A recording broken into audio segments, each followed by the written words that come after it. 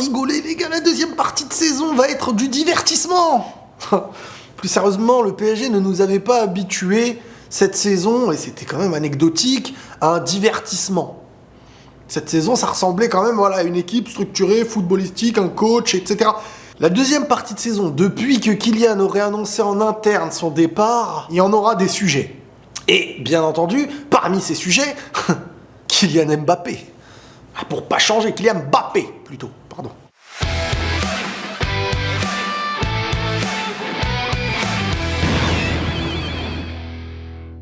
De base, moi je viens pour débriefer le match. Je me dis, bon, allez, aujourd'hui je regarde le PSG, je vous l'ai annoncé sur Twitter. Je me dis, allez, tiens, on est vendredi soir, voilà, j'ai le temps et tout. Monaco, PSG. Je me dis, vas-y, ce match-là, il peut être intéressant. Et le match a été très intéressant. Je veux dire, 0-0, certes, sur le papier, certes, le résultat, tu te dis, bon, bah, il n'y a presque rien à voir. Mais non, c'était un match où les deux équipes pouvaient gagner. Tout simplement. Vraiment un match où les deux équipes pouvaient gagner. J'aurais sifflé un péno parce qu'il y en a plusieurs qui auraient pu être mérités côté Paris et côté Monaco, mais peut-être un peu plus côté Monaco. J'aurais donné un péno à Monaco au vu du match, mais le score n'est pas non plus une honte absolue. Bref, une première mi-temps avec un Kylian qui était quand même très mauvais, on va pas se mentir. Tu sens que la tête est ailleurs, hein, clairement. Parce que pour beaucoup, c'était une histoire de poste. Mais faut qu'il joue à gauche, faut qu'il joue à gauche, faut qu'il joue à gauche. Faut pas qu'il joue attaquant, c'est pour ça, tout le monde cherche des explications au pourquoi du comment. Bref, il a joué à gauche, c'était catastrophique son match, je vais pas vous mentir. Et le meilleur joueur du PSG, j'ai bien aimé Beraldo aussi, mais le meilleur joueur du PSG, c'est Donnarumma. Et alors, il y a deux choses, ça fait plaisir pour eux, ça fait pas plaisir pour eux. Quand ton meilleur joueur, c'est ton gardien, c'est pas toujours bon signe. Et quand cette saison, tu t'en rappelles dans plusieurs éléments, tu te dis, ah, aïe, aïe, quand même. Mais c'est pas grave. Donnarumma, aujourd'hui, s'instaure comme l'un des meilleurs goals en termes de forme au monde. Franchement, de ce que j'ai vu, en tout cas, peut-être il y en a un que j'ai pas vu, je sais pas, il fait des trucs de fou. Mais Donnarumma, là, il est dans une forme incroyable. Vraiment, je le trouve décisif sur tous les matchs. C'est le goal il y a des résultats qui sont pour lui, positifs. Bref, complètement en forme, je trouve qu'il retrouve ce truc de sécurité, de mental. J'ai l'impression vraiment qu'il apporte cette assurance. Avant, on ressentait beaucoup de stress de sa part. Alors à voir, hein, dès que les quarts arriveront et tout, s'ils passent, normalement ils vont passer. Bref, un Ben Yedder que j'ai trouvé aussi très très bon. Hein, c'est le genre Ben Yedder, les gars, c'est le footballeur de futsal. Lui, c'est le jeu au sol, tout est carré, tout est parfait. Petit joueur en taille, donc souvent l'équilibre est bon dans sa manière de jouer. Bref, le PSG vraiment qui n'a pas, pour moi, fait un très gros match. Une deuxième mi-temps. Alors voilà, et on arrive. Et c'est là que tout change dans l'histoire et le divertissement. Kylian Mbappé, sans être blessé, sort à la mi-temps et ne commence pas la deuxième partie du match. Et se retrouve, j'allais dire, sur le banc. C'est pas sur le banc qu'il a été. C'est dans les tribunes avec la famille. Et c'est là, je me dis, purée, tout va partir en cacahuète, ça y est. Tu sens que la cassure entre Luis Enrique et Kylian a lieu. Tu sens que vraiment, déjà le rapport de ce qu'on m'a apporté depuis le début de saison n'a pas été non plus hyper magnifique. Hein. C'est un rapport il y a eu des pics qui ont été lancés. Dernièrement, Luis Enrique qui dit l'année prochaine on aura une meilleure équipe, etc. L'autre fois, quand il le fait sortir pendant le match, genre on prépare l'équipe de l'année d'après, à croire qu'il n'y a pas une saison en cours. Bref, et là il y a plein de choses qui sont en train de se dire. Alors oui, bien sûr, moi je suis le premier à vous le dire, bien sûr ça se fait pas. Bien sûr c'est pas professionnel. Bien sûr que c'est un manque de respect presque, j'ai envie de dire. Bien sûr que c'est pas digne. Bah pour moi en tout cas, bien sûr, ça je vous le dis, mais sans cligner des yeux, rien. Ah mince. Donc, bien sûr ça. Mais, je vais vous rappeler un petit truc. Quand vous étiez à l'école, pour ceux qui ne sont plus à l'école ou ceux qui sont actuellement à l'école, je sais pas, il y a des cours, il y a des professeurs, ils sont carrés. Et les élèves, ils sont droits. Et il y a des cours où le professeur laisse les élèves faire n'importe quoi. Et les élèves font n'importe quoi. L'histoire de Kylian et du PSG, moi j'en ai marre que les gens n'en parlent que sur cette saison ou sur la saison dernière pour définir l'histoire et le rapport Kylian et le PSG. Cette histoire, les gars, elle a été brisée depuis bien longtemps. Le rapport Kylian-PSG n'a jamais eu lieu en tout cas pas sur les dernières années, sur une base de je suis professionnel et la direction est professionnelle et tout se passe bien, je dois respecter, ils doivent me respecter. C'est pas comme ça. Ça a été une histoire d'intérêt. À partir de 2022, quand il prolonge, et ça je vous le disais, les gens pensaient, les propos évoqués publiquement, je reste pour la France, je reste les gars. L'image avant la Coupe du Monde, le Qatar avait besoin et ne pouvait pas laisser partir Kylian, donc ils lui ont tout donné. À partir du moment où tu donnes tout et tu mets une couronne sur la tête d'un jeune dans ton club au détriment de l'équilibre de ton équipe, les gens ont applaudi ça. Les supporters ont applaudi, ils étaient contents. Ils ont dit ouais mais maintenant mais c'est comme ça partout, faut faire tourner autour des grands joueurs. Ok mais le gars veut se barrer depuis longtemps. Et le gars fait des mini prolongations et chaque été c'est des histoires et chaque été quand il restait les gens disaient oh on a mis une clim au Real, on a fait ceci, on a fait cela. À un moment donné le premier problème c'est le PSG. Tu ne peux pas finir cette histoire à partir du moment où tu as fait d'un joueur le roi au-dessus de tout. Dès lors que tu veux lui retirer le statut de roi, il va y avoir une bagarre, il va y avoir une cassure. Ça n'existe pas autrement. Donc, le premier fautif, c'est celui qui a rendu ce joueur tel qu'il est aujourd'hui. Le PSG. Ensuite, lui, dans ses actes, dans sa manière de se comporter, bien sûr que moi, ça se fait pas, ça. Mais s'il se comporte comme ça, c'est parce qu'il sait qu'on peut lui permettre. Et c'est parce qu'on lui a toujours permis. Et c'est parce qu'on lui a donné ce statut. Et c'est parce qu'on l'a mis au-dessus des autres. C'est parce qu'on l'a respecté plus que les autres. C'est parce qu'il était devenu aussi important qu'une direction dans une équipe. Il a choisi des choses qu'un joueur de foot ne peut pas choisir. Donc vous pouvez pas arriver. Et quand ça n'allait pas, eh ben ça a été des coups de crasse. Des armées numériques. Sur les réseaux, il se faisait incendier. Ça lui promettait des choses. Mais imaginez le truc, reste t'inquiète, on te promet que.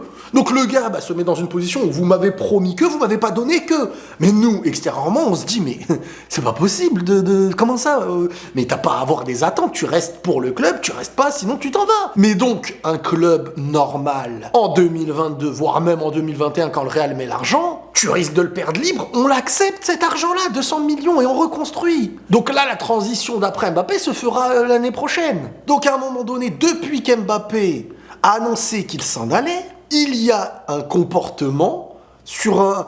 Moi, c'est ça qui me fait rire, c'est que d'un coup, on est une institution, mais que quand le joueur annonce qu'il s'en va. Pourquoi ce côté d'institution et de pression que tu peux mettre à ton club, ou à ton joueur plutôt, n'a pas lieu quand le joueur n'a pas annoncé qu'il s'en va? Parce que, encore quelques semaines en arrière, le club en était dépendant. Le club, voire le coach en était esclave. Le coach lui-même qui disait Mbappé joue où il veut, Mbappé joue autant qu'il veut, même en Coupe de France, il joue contre une D, je sais pas combien, il jouait tout le match, et d'un coup quand Mbappé annonce partir, ça y est, mi-temps il joue pas, machin il joue pas. Et il y a une saison qui est en cours. Cette saison en cours, elle est avec Mbappé, qu'on le veuille ou non. Donc quand on me dit oui mais il prépare l'année prochaine, tu me dis ça quand t'es éliminé de la Ligue des Champions, si t'es éliminé, ou quand ça y est, t'as 30 points d'avance en truc, tu prépares, tu fais jouer les plus jeunes, ok. Mais là, t'es avec Kylian. Donc, faudra faire avec lui. C'est une saison avec Kylian. Donc, c'est petit à petit que t'instaures les choses. Bizarrement, je ne comprends pas pourquoi il va y avoir conflit si le joueur annonce qu'il peut partir.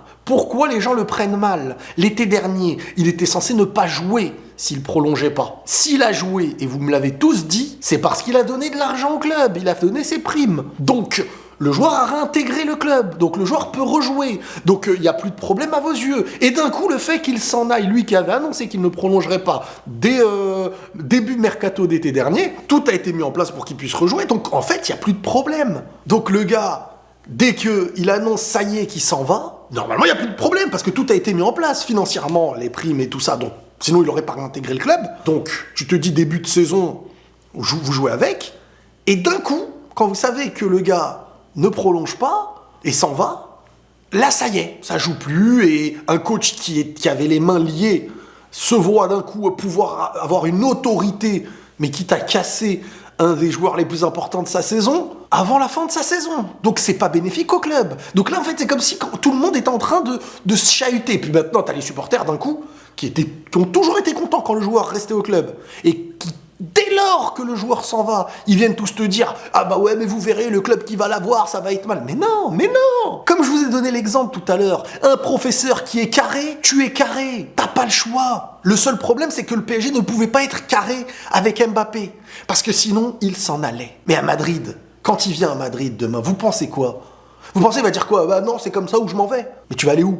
Le Real n'est même pas dépendant de toi. Le Real, c'est le club qu'il voulait aller. Donc il jouait du chantage pour aller au Real. Le club ne te laissera pas te comporter comme ça. Si le club ne te laisse pas te comporter comme ça, et dès le début, ils sont pas là à te dire on va te donner tout, c'est toi qui choisis qui va être le communicant, c'est toi qui choisis le prochain mercato, c'est toi qui choisis tes potes, tu les ramènes ou pas, c'est toi tu choisis qui tu veux qu'on tèche du club, c'est toi qui, on te met la couronne, machin, et d'un coup, du jour au lendemain, boum, non, par contre, là, tu vas pas jouer, non, là, et non, le joueur, il va accepter, tranquille, il n'y a pas de problème. Vous avez gâté, pourri un joueur, et à partir de ce moment-là, vous êtes en train de critiquer le joueur, critiquer le problème de ceux qui ont fait de ce joueur le monstre que vous appelez aujourd'hui, le monstre que vous détestez aujourd'hui. Quand vous êtes à table et qu'il y a un enfant qui fait n'importe quoi, qui jette tout n'importe comment, etc., et vous avez la famille à côté qui le laisse faire parce qu'ils ont des intérêts dans tout ça, vous allez cracher sur l'enfant ou sur les parents. Donc à un moment donné, tu te comportes mal parce qu'on te permet de mal te comporter. Et pourquoi ils ont toujours laissé ça? C'est parce qu'ils avaient des intérêts. Ça les arrangeait, le club. À partir du moment où ça ne les arrange plus, ils veulent se comporter comme des warriors. C'est pas comme ça la vie. C'est pas comme ça la vie. Voilà. Donc oui, le comportement de Kylian n'est pas bon. Mais c'est parce qu'on lui a laissé pendant des années cette possibilité. T'es au-dessus des autres. Et ben dès que tu le mets plus au-dessus des autres, ben non. Ça marche pas. Si pendant 6 ans dans votre entreprise, on vous a chouchouté, on vous a payé les transports, on vous a payé tout ça, et d'un coup, on vous retire tout. D'un coup, on vous dit non, nous on est une grande entreprise. Je vais dire, mais attends, vous vous foutez de moi les gars. Donc moi, ça me rend fou de voir les gens en fait qui ne veulent que cracher sur le joueur. Et ils te disent, ouais non, le club c'est vrai, mais non, c'est le joueur. Ouais, le club, non. Le club a fait tout ce que vous êtes en train de vivre là, c'est à cause du club. En premier lieu, c'est à cause du club. Vous savez qu'un joueur voulait partir depuis longtemps. Vous savez qu'un club est venu le payer. Vous n'avez même pas répondu au club. C'est ça le problème. Donc ça a fait en sorte que le club n'avait plus de contact avec vous et ne parlait plus avec vous. Le joueur ne peut pas faire confiance à ses dirigeants parce que si le joueur veut s'en aller et qu'il prolonge, il ne sait même pas de quoi vous êtes capable derrière. À un moment donné, le joueur se comporte mal parce que l'institution s'est très mal comportée. Mais ça les a bien arrangés pour l'image qu'ils voulaient. Messi, Neymar, Mbappé avant la Coupe du Monde, au détriment de tous ceux qui étaient autour. Et allez leur demander. Je ne pense pas que ça va chagriner beaucoup de gens que le joueur s'en aille du PSG en interne, hein, hormis certains amis à lui. C'est à se demander pourquoi il n'était pas nominé premier pour être capitaine, etc., etc. Donc je pense que à un moment donné, faut arrêter de toujours regarder le second plan, mais plutôt celui qui a créé la situation. Ça me fait toujours rigoler aujourd'hui que ça y est, oui, mais le club est redevenu sérieux. Oui, le club est redevenu sérieux. Après la Coupe du Monde, un tir bizarre au Qatar, alors qu'avant, on s'en foutait de l'équilibre, on préférait l'image, etc. Le problème aujourd'hui, c'est le club. Pourquoi ça n'arrive pas ailleurs, ça? Pourquoi ça n'arrive pas ailleurs? Donc peut-être que sur les prochaines années, Paris va construire quelque chose de différent. Mais aujourd'hui, Kylian se comporte très mal parce qu'il y a une bataille de pouvoir. Le pouvoir qui a laissé le pouvoir à Kylian, qui l'a laissé être au-dessus du club, veut d'un coup lui retirer le pouvoir. Bah oui, mais bon, c'est pas aussi simple que ça, malheureusement. Donc voilà les amis, un petit peu ce que j'avais envie de dire dans cette vidéo. Quand Kylian ira au Real Madrid, on verra. Et vous verrez que jamais de la vie il pourra se comporter comme ça. Parce que le Real Madrid aujourd'hui n'est pas prêt à casser un équilibre qui s'est construit. Prenez tous soin de vous et la paix sur vous.